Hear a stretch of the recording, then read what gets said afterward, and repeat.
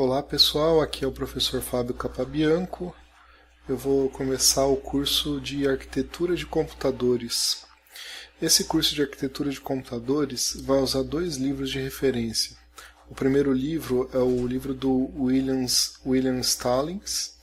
Eu vou usar, no que eu puder, os slides da 10ª edição, que tem muitas novidades. Alguns eu vou usar da 9ª edição, que são muito semelhantes ou praticamente iguais aos da 10ª edição. Qual é a diferença das edições? Vou falar um pouquinho aqui antes de começar a aula.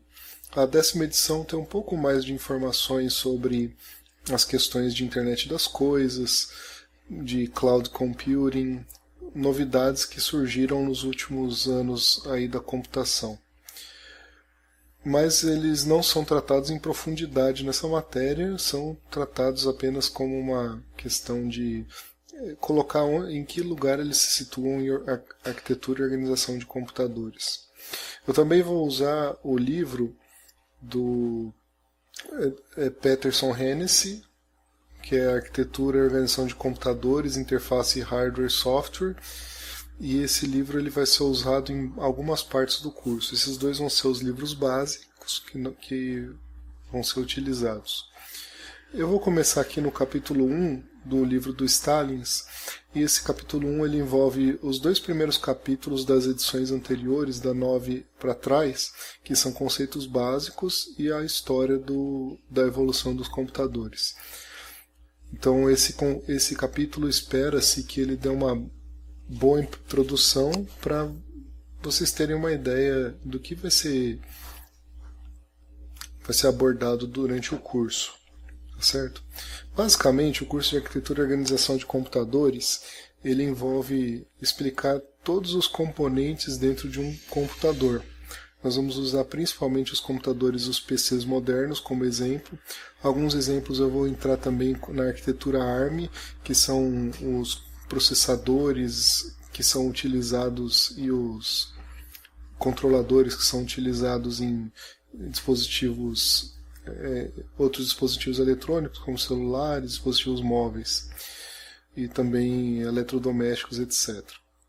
Mas isso já começa a entrar um pouco mais na área de sistemas embarcados. Então eu vou dar uma pequena introdução apenas para a arquitetura ARM, e onde possível, onde é interessante, eu vou falar um pouquinho mais.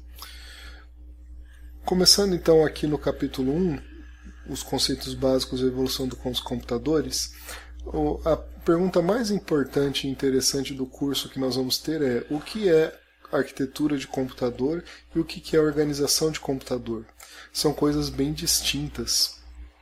Se a gente pegar arquitetura de computador, são aspectos relacionados mais ao que o ponto de vista de um programador. Então, dado que um programador vai pegar uma máquina para trabalhar com ela, vai desenvolver algum programa para ela, o que vai interessar para ele são os aspectos da arquitetura.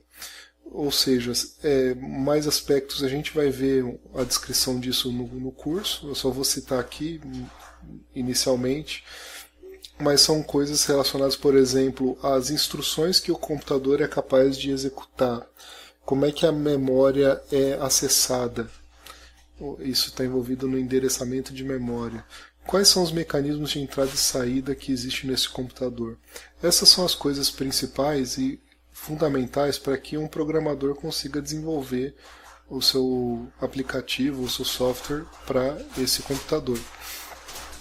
E também tem a ver com o impacto que existe, quais são os impactos da implementação desse computador que afetam diretamente a execução de um programa. Tudo isso são coisas relacionadas à arquitetura.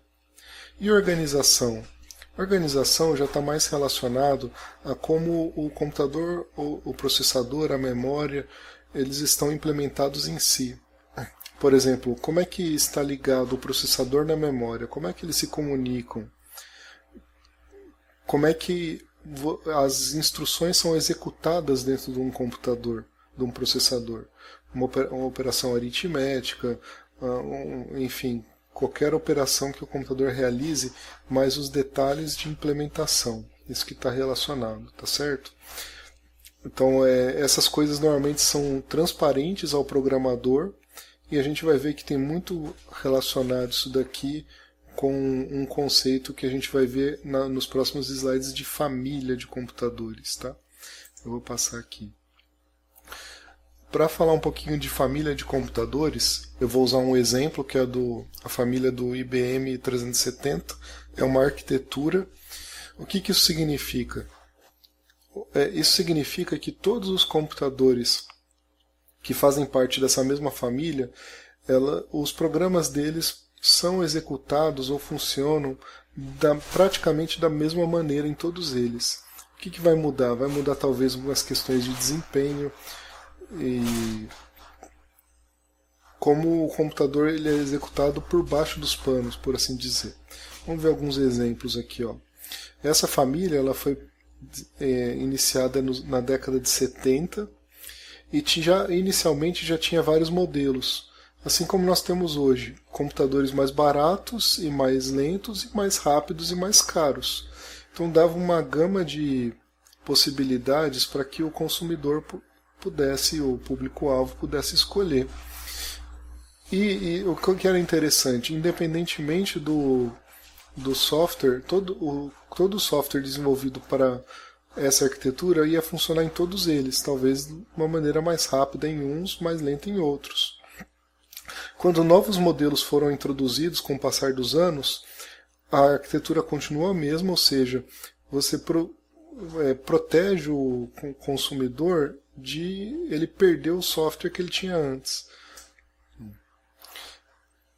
Eu vou dar um exemplo para vocês saberem. Vamos supor que uma pessoa tenha comprado um PC que é bem antigo, ele chamava 286, um processador dele.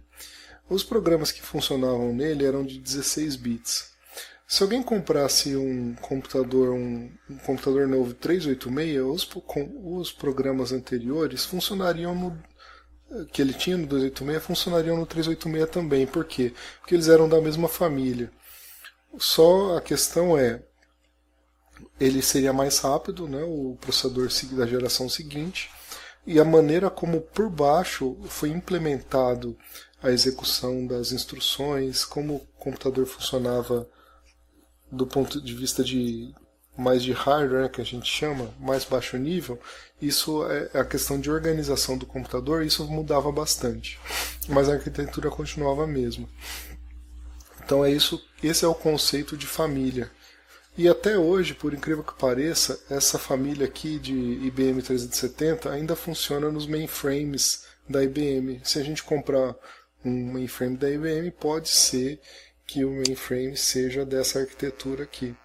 Então os computadores dos anos 70, aqueles programas que funcionavam naquela época, se você pegar um programa deles, é muito provável que funcione ainda nos computadores de hoje, nos computadores mais modernos, nos mainframes da IBM, por eles manterem a arquitetura.